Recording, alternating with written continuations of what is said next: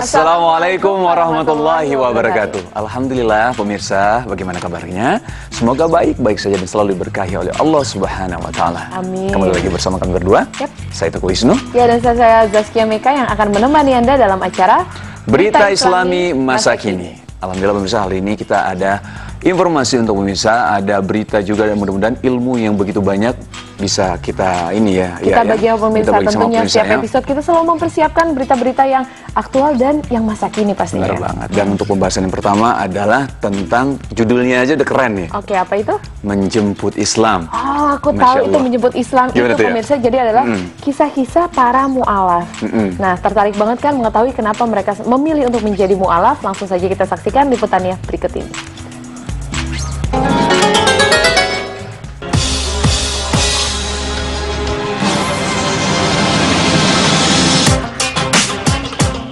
Menjemput Islam Part 1. Sesungguhnya kamu tidak akan dapat memberi petunjuk kepada orang yang kamu kasihi, tetapi Allah memberi petunjuk pada orang yang dikehendakinya, dan Allah lebih mengetahui orang-orang yang mau menerima petunjuk. Quran Surah Al-Qasas ayat 56. Allah Subhanahu wa Ta'ala dalam firman-Nya tersebut mengungkapkan bahwa hanya kepada orang yang dikehendakinya lah Allah memberikan hidayah atau petunjuk. Pemirsa, mungkin kita sering berpikir, sudah banyak sekali cara kita untuk menyadarkan seseorang yang kita cintai atau merubah keyakinan seseorang yang sangat kita sayangi. Akan tetapi, segala cara dan upaya kita ternyata tidak mampu untuk merubahnya menjadi seperti yang kita harapkan. Hidayah atau petunjuk hanyalah milik Allah. Maka bagaimanapun upaya kita untuk merubah seseorang, bagaimanapun kerja keras kita untuk menyadarkan seseorang, maka itu tidak ada artinya jika Allah tidak menghendaki hidayah kepadanya. Hidayah Allah yang sampai kepada hambanya bisa lewat berbagai macam jalan dan cara, terutama hidayah dalam pengetahuan Islam, serta keyakinan pada kebenaran Islam agar sampai ke hati dan pikiran hambanya. Dan pemirsa, berikut tim Berita Islami Masa Kini akan memaparkan beberapa kisah mengenai seseorang dengan hidayah dari Allah dapat menjemput Islam. Banyak ilmuwan dunia yang melakukan penelitian, kemudian mencari rujukan sampai ke kitab-kitab agama. Itu pula yang dilakukan oleh Dr. Fidelma O'Leary, ahli neurologi asal Amerika Serikat. Ia mendapat penghargaan Women of Spirit pada tahun 2012. Dr. Fidelma juga merupakan seorang profesor biologi di Universitas St. Edward di Austin, Texas, Amerika Serikat. Ia memperoleh hidayah ketika melakukan penelitian dan analisa terhadap saraf otak manusia. Ketika melakukan penelitian, ia menemukan beberapa urat saraf di dalam otak manusia yang tidak dimasuki darah.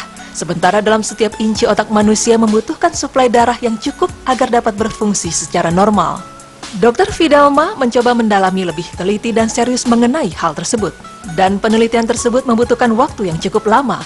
Namun apa yang dilakukannya itu tidak sia-sia, karena akhirnya ia mendapatkan kejelasan kalau ternyata darah tidak akan memasuki urat saraf ke dalam otak manusia secara sempurna, kecuali ketika manusia itu menempelkan kepalanya ke lantai alias sujud, sebagaimana yang dilakukan umat Islam dalam sholat.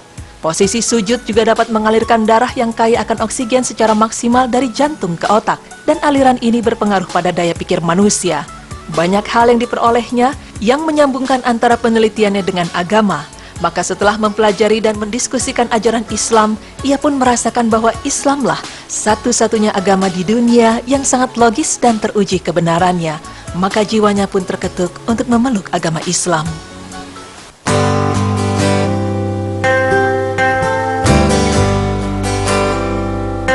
Cat Stevens, yang terkenal lewat lagu yang berjudul Father and Son atau Wild World ini, menjadi pembicaraan saat bertransformasi menjadi pemeluk agama Islam. It's not time to make a change. Just relax, take it easy. You're still young, that's your fault. There's so much you have to know. Find a girl. Keislamannya berawal saat Stevens terkena sakit parah hingga harus dirawat di rumah sakit. Penyakit itu sebagai imbas dari tekanan batinnya yang merasa frustasi saat berada di puncak ketenarannya.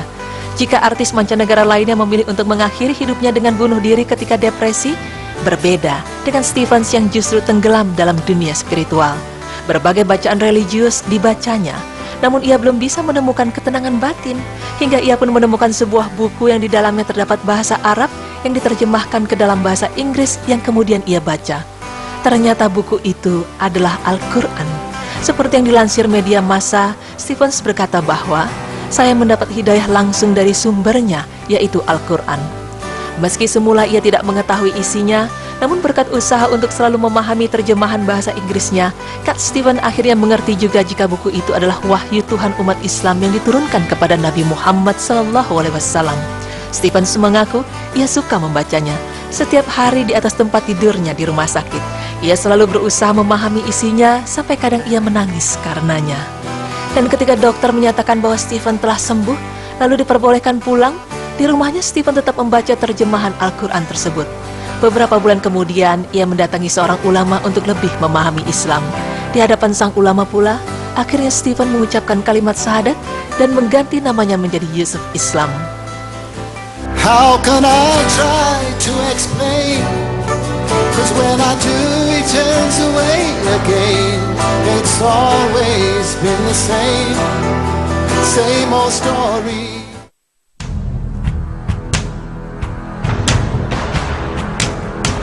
Kisah mu'alaf yang tak kalah mengejutkan publik dunia yaitu keislaman mantan petinju dunia Mike Tyson.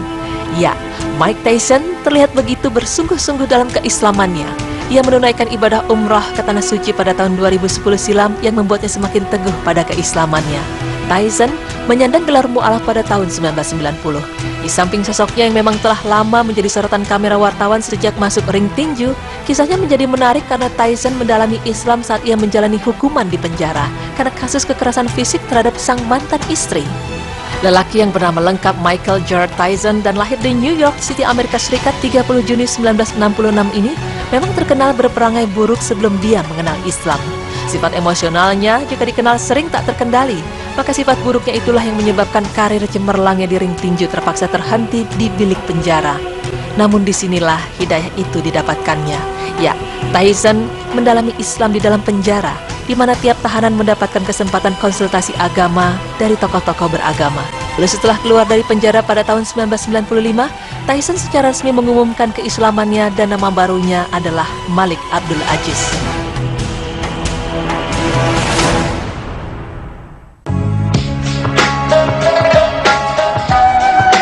Maurice Busaili yang lahir pada tanggal 19 Juli 1920 merupakan ahli bedah terkenal di Prancis yang memimpin klinik bedah di Universitas Paris.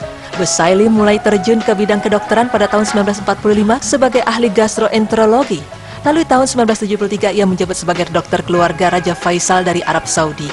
Ketika ia mendalami kajian biologi dan hubungannya dengan beberapa doktrin agama, sekitar tahun 1975 ia mendapat tawaran untuk meneliti, mempelajari dan menganalisis mumi Fir'aun. Maka ia pun mengerahkan seluruh ilmunya guna menguak misteri di balik penyebab kematian Fir'aun, sang raja Mesir kuno tersebut. Kesimpulan akhir yang diperoleh Busaili mengejutkan. Busaili menemukan sisa-sisa garam yang melekat pada tubuh Fir'aun. Ini membuktikan kebenaran kisah di Al-Quran kalau Fir'aun mati tenggelam dalam lautan, di mana ketika tenggelam, jasad Fir'aun langsung dikeluarkan dari laut dan dibalsam agar awet hingga menjadi mumi. Awalnya, Busaili meragukan kebenaran Al-Quran, karena menurutnya pengungkapan rahasia mumi ini tidak mungkin bisa diketahui oleh manusia di masa lampau yang kemudian dituliskan dalam sebuah kitab. Rahasia mumi hanya bisa dilakukan lewat peralatan canggih dan pengetahuan modern. Dan yang lebih membingungkan Busaili, Al-Quran sebagai kitab suci umat Islam telah menjelaskan kisah tenggelamnya Fir'aun secara lengkap yang kemudian mayat Fir'aun diselamatkan oleh Tuhan. Busaili berpikir, bagaimana bisa Al-Quran yang telah ada ribuan tahun sebelumnya dapat mengetahui penyebab Fir'aun mati dan cara diselamatkannya, sedangkan Fir'aun saja baru ditemukan tahun 1898 Masehi. Busaili bahkan duduk termenung memandangi jasad Fir'aun semalaman tanpa henti. Ia terus memikirkan Al-Quran yang telah menguraikan kisah Fir'aun yang jasadnya diselamatkan dari kehancuran sejak ribuan tahun lalu. Akhirnya, ia memutuskan menemui sejumlah ilmuwan otopsi dari kaum muslimin. Salah seorang dari mereka kemudian membuka mushaf Al-Quran dan membacakan ayat Allah beserta artinya tentang Fir'aun ke hadapan Busaili. Ayat-ayat yang dibacakan ternyata menyentuh jiwa Busaili, bahkan hatinya bergetar.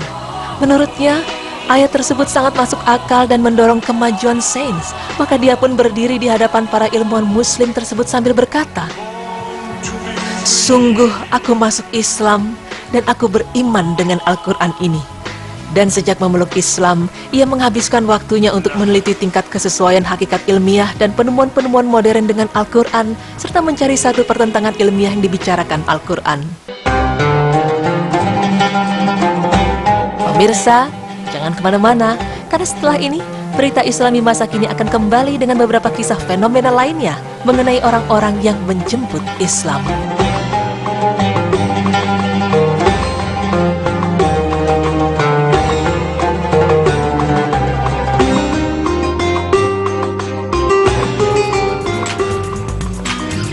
Subhanallah pemirsa, Wisnu, pembahasan kali itu bagus banget dan tadi dengarnya tuh sampai merinding aku juga, sampai yang luar biasa banget ya. Makanya dibilang bahwa mencari ilmu, belajar itu juga termasuk ibadah ya. Karena setelah kita mencari ilmu, dapat banyak sekali info baru, dan bahkan ada beberapa mu'alaf tadi masuk ke Islam karena mereka mendalami ilmu yang luar biasa. Memang benar sekali, memang kalau dikatakan ilmu itu adalah sangat mulia, maka kita memang harus mencari ilmu. Bahkan ada hadis ya yang pernah aku baca gitu, bahwa kalau misal barang siapa yang berpergian itu untuk mencari ilmu, untuk menuntut ilmu, maka Allah akan mudahkan baginya jalan menuju surga. Jadi ini artinya adalah betapa mulianya sebuah ilmu ya. Dan satu hal lagi, memang ketika mencari hidayah itu memang penting sekali ya, mencari ya. Dan memang kalau misal di yang aku pernah baca, bahwa memang kalau misal Allah sudah memberikan hidayah ataupun petunjuk kepada seseorang, maka tidak ada seorang pun yang dapat menyesatkannya. Dan kalau Allah sudah menyesatkan seseorang, maka tidak ada siapapun yang dapat memberikannya dia petunjuk.